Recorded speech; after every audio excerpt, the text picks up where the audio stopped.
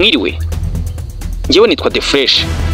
Abakuru b'ibihugu by'umuryango wa Afrika y'Iburasirazuba n'abo muryango wa Afrika y'Amajyepfo bahuriye Dar es Salaam muri Tanzania mu nama yibuga ku kibazo cy'umutekano muke uri mu burasirazuba bwa Repubulika Iharanira Demokarasi ya Kongo. Reka twinjire mu cyumba cyaberagamo inama tureba akantu ku kantu ku byavuzwe muri iriya nama. Ntucikwe. Kuva mu myaka ibiri ishize, Kongo ihanganye n'umutwe wa M23 ufashe intwaro kugira ngo urwanirire abanyekongo bavuga ikinyarwanda batotezwa kandi bakanicwa na leta ya Kongo mu burasirazuba bw'iki gihugu.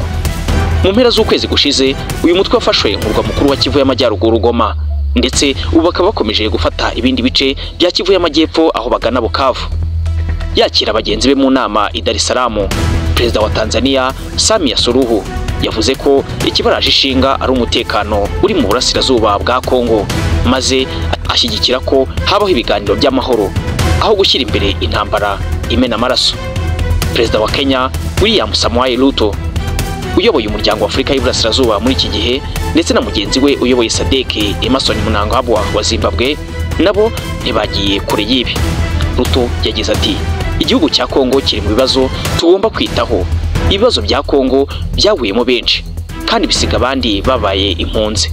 Yongeyeho ko ikibazo gishya cyavutse Goma cyarushijeho gusubiza ibintu inyuma muri iki gihugu, ubundi gifite ibikenewe byose ngo kibe cyatera imbere.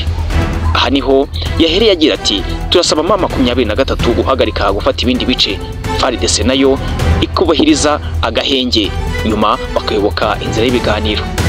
Yasabye abitabiriye inama ko baharanira kubahiriza ubutumwa bw'amahoro n'abari mu butumwa bwo kugarura amahoro, baba abasirikare cyangwa se abasivili.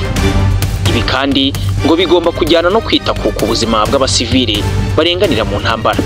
Aha niho yagize ati, ikigaragara ni uko abantu benshi barushijeho kugwa mu bibazo by'intambara muri RDC, harimo no gushyira abana mu gisirikare. Twumvikane ko byihutirwa gufata abasivili bafite ibibazo. Ruto yasabye ko umuryango w'abibumbye nawo wabigiramo uruhare. Yerekanye ko mu karere ka DRC hari ibibazo bishobora kuba birimo ababifitemo inyungu, ndetse hakaba harimo n'ikiganza kirekire cyo ku rwego mpuzamahanga cy'abashaka inyungu muri Kongo. Yavuze ko kwemera kujya mu biganiro by'amahoro atari ukwisuzuguza cyangwa kugaragaza ko ufite intege nke, ahubwo ari byo byiza biruta kwemera ko amaraso akomeza kumeneka. Ni naho yahereye asaba ibiganiro bya Rwanda na Nairobi ko byashyirwamo imbaraga. Usanga rwose ikibazo cya RDC gishobora gukemuka kandi kigomba gukemuka. Mu ijambo rye, Perezida Mnangagwa yavuze ko bikwiye ko ibi biganiro biba mu mutuzo no mu bwisanzure, aho yagize ati, nimureke dusase inzobe, tuganire mu mutuzo, mu bwisanzure kandi tubwizanye ukuri.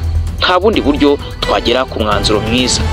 Nawe yashyigikiye ko ibiganiro bya Rwanda na Nairobi byakomeza. Ibihugu byinshi byo muri SADC na East African muri iyi nama bihagarariwe n'abakuru b'ibihugu harimo Uganda, Tanzania, Kenya, Somalia, Afrika y'Epfo ndetse na Zambia. Perezida Antoine Tshisekedi nubwo yari yohereje Minisitiri w'Intebe, nawe ubwe niwe witabiriye iyi nama ku buryo bw'ikoranabuhanga. Burundi gahagarariwe na Minisitiri w'Intebe, naho Angola ihagararirwa na Minisitiri w'Ububanyi n'Amahanga. Afrika y'Epfo nayo yahagarariwe na Minisitiri w'Ububanyi n'Amahanga.